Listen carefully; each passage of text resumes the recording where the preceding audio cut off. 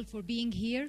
Your Excellencies, Ministers of Health, Science and Technology, Education, and Minister of Gender, Your Excellencies, UNESCO Ambassadors of Kenya, Angola, Mali, Chad, Gabon, Republic Equatorial Guinea, Ethiopia, and Congo and Uganda.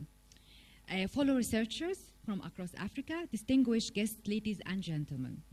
It's my pleasure to welcome you all to the second edition of UNESCO Merck Africa Research Summit, which is, we call it Mars 2016. Merck, in partnership with UNESCO and African Union, came together to organize this summit today to empower women in research and also to empower youth in research, with a special focus on infectious disease and women's health. And this is following our first year successful UNESCO Mars, which we held in Geneva, Switzerland last year. The objectives of this year's summit is, as we said, to empower women in research. And for the first time, to emphasize on this objective, we are launching the Best African Women Researcher Award. And we also we will have to launch for the second time the Best Young African Research Award. And I wish you all good luck tonight, because the results will be published or announced tonight. To give you a background why Merck supports these initiatives, let me mention that Merck is motivated and guided by the values along with its responsibility toward African societies and scientific communities.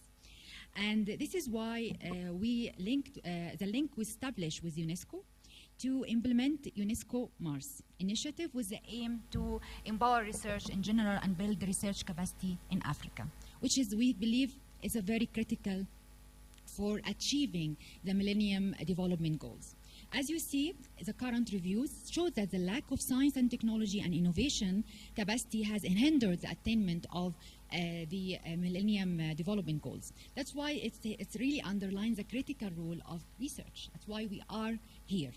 The role of technology and innovation is positive and critical at every and each step of the development.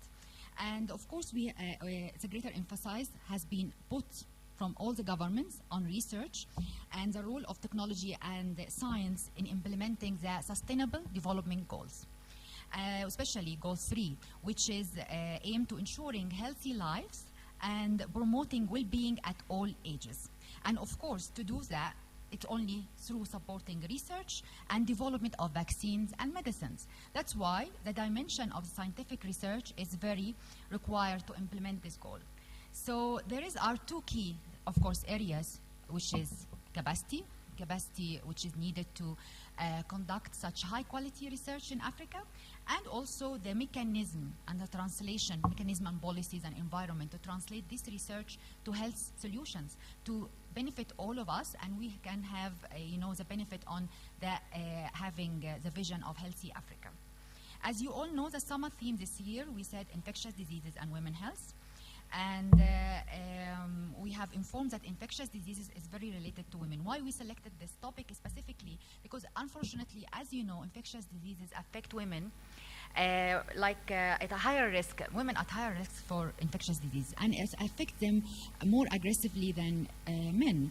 They have longer term of disease and more aggressive term of disease due to biological differences and social inequality, and also restrictive cultural constraints and norms. Therefore, efforts to recognize and reduce disparities of health among women is very recognized and is very needed.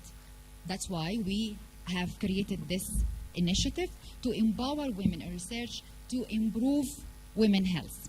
So, as you know, as we mentioned before, that we have going to have the best award for women research, and we have 5 award winners from women, and we also have 3 awards from the young African researchers. We have in the summit more than 200 researchers from across Africa, from French-speaking countries as well as English-speaking countries and Portuguese-speaking countries and Arabic African-speaking countries. We have from Senegal, Rwanda, Gabon, Benin, Congo, Cameroon, Gambia, Burkina Faso, Morocco, Niger, and Burundi. And we have also from English-speaking countries, from Namibia, South Africa, Ghana, Kenya, Zimbabwe, Nigeria, Sierra Leone, Zambia, Tanzania, Uganda, Malawi, Liberia, Botswana, and Ethiopia. We have from Angola and Mozambique and from Egypt. So actually, it's more than 35, maybe, African countries. So it's a great summit to interact and to develop network which is needed. And to emphasize this network, we are going to launch a community blog online, which is for all researchers to interact and share information and knowledge with each other, their peers in Africa and beyond. And this will be launched during this summit, at dinner, at the award ceremony, and also at the workshops tomorrow. We have to emphasize that more than 60% of the attendees, of the researchers, are from women, and this is also a very good point we made to make sure that they are fully empowered. The agenda will focus on different topics, which is the relation with infectious disease and cancer, and untreated infectious disease and infertility, and other priorities of malaria, schistosomiasis, and Zika, and relationship with women's health. In addition, of course, we are going to have ministerial panels to discuss different research priorities, and I'm very happy that this summit attracted all these numbers, these high numbers of government officials, ministers, to come and to share the vision how to improve research capacity in Africa. I wish you all a great day, and to benefit and to enjoy the summit.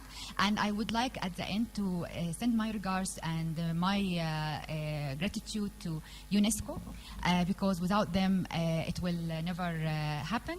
And it's a great honor to partner with UNESCO and with the African Union to achieve this important objective, empowering researchers in Africa, empowering women in research. Thank you very, very much. I'll leave the floor to the keynote speakers, and thank you very much for being here.